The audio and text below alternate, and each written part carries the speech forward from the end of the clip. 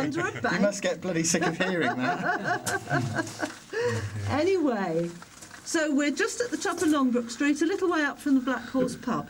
Okay. And this is where the passages began. Yeah.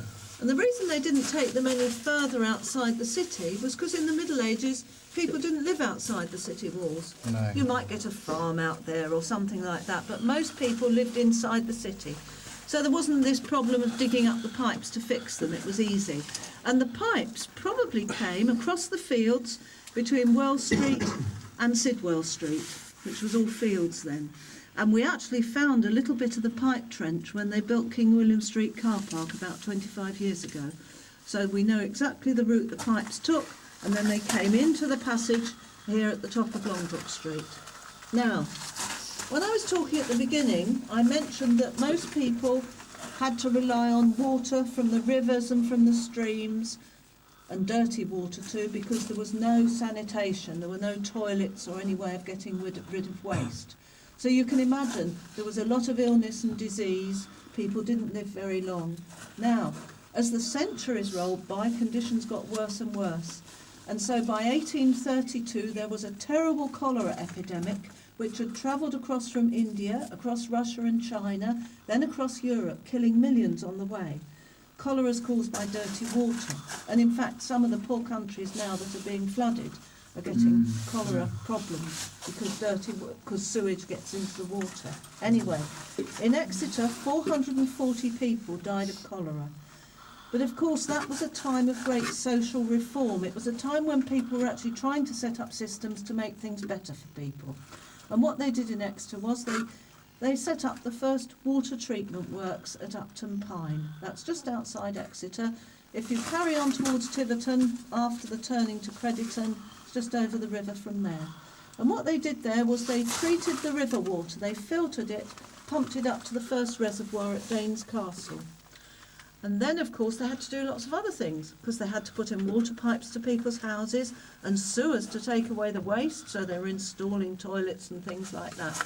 And this all happened in the second half of the 19th century, so in the 1850s onwards. Cool. So by the beginning of the 20th century, things were much cleaner and healthier for everybody.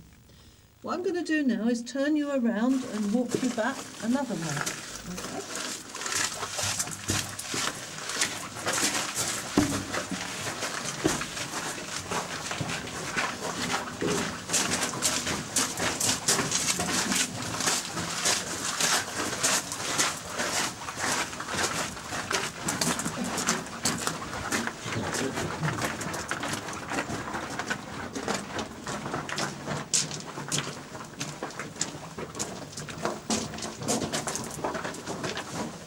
Ask you to step aside again. Wait Just there. wait there. We get this locked down. Lead on until you reach a barrier, then just stop. And then if you carry on. No, I'm trying to avoid the camera. Right, now you follow. Thank you.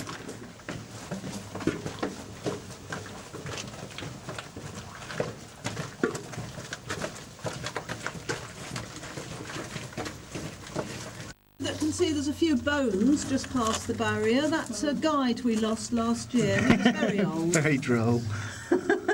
Anyway, That was what a guide you lost. if you look out the end of this passage, you can see a little bit of light. And this is where, I said earlier, we almost come to ground level, because we're at the top of Longbrook Street, behind the old Debenhams, and you might recall Longbrook Street goes downhill.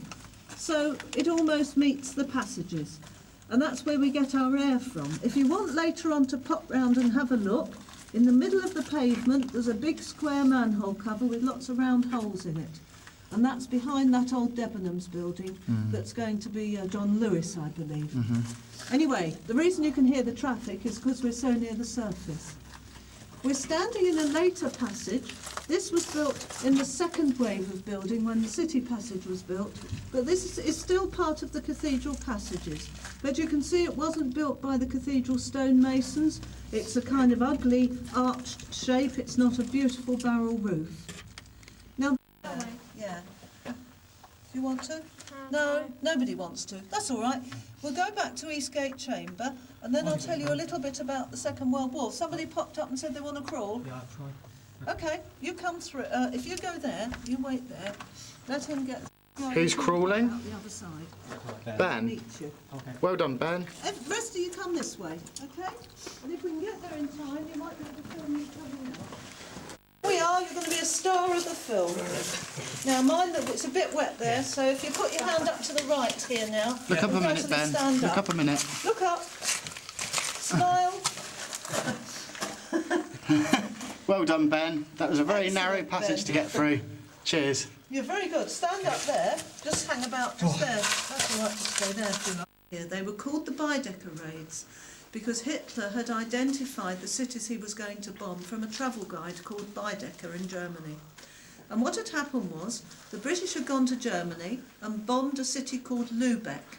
Now, Lübeck was a lovely cathedral city with a lot of history and culture. And so what the Germans did, they bombed 5 of ours in retaliation.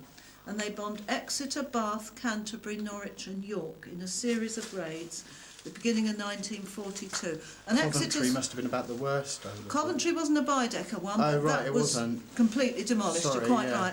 right. Exeter, Bath, Canterbury, Norwich and York Right. were the Baedeker, but there were lots of other raids Yeah, too. sorry, This I is was- why it's yeah. this little group. Yep. Anyway, Exeter's main raid, it splits, was on May the 4th, 1942, and that's As when shown we in the video. lost the whole of the city centre. Yeah. And so we lost all our lovely historic buildings. If you can hear footsteps overhead, there are probably people walking about in the shops. It's very odd in here, all these little extra sounds. So, we're going to go back down this passage. Try not to bang your head on that pipe, all right? Gather. Are you all right? Are you waiting for me? No, I just thought you said somebody was coming out. No, I meant we took a good picture of them. They could all range down the steps here.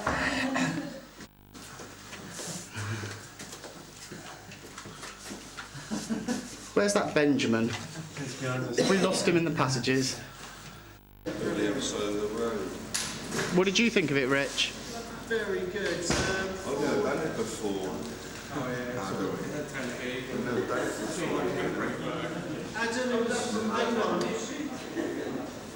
we've got a great picture of Hamish coming out of the tunnel at the end.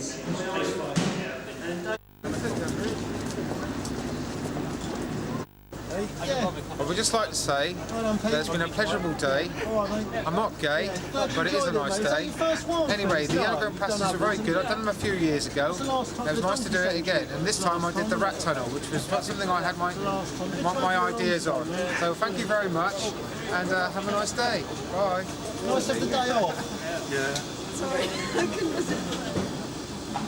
Too small, but it was good luck, but it was a bit small. I thought they were going to be bigger. Ready? Right. I enjoyed the passage, very interesting. I'd love to do it again. Thanks, all the best, goodbye. And that's a wrap.